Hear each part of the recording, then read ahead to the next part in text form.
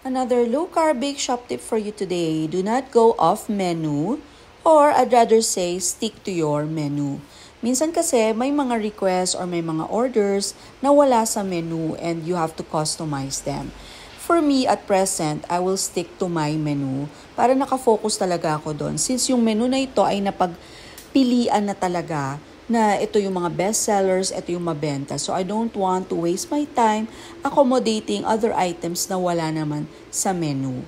In that way, mas magiging productive tayo, mas magiging efficient tayo in operating our low-carb bake shop business. At this moment, sa video na ito, I'm making our low-carb burnt Basque cheesecakes, one of our best sellers.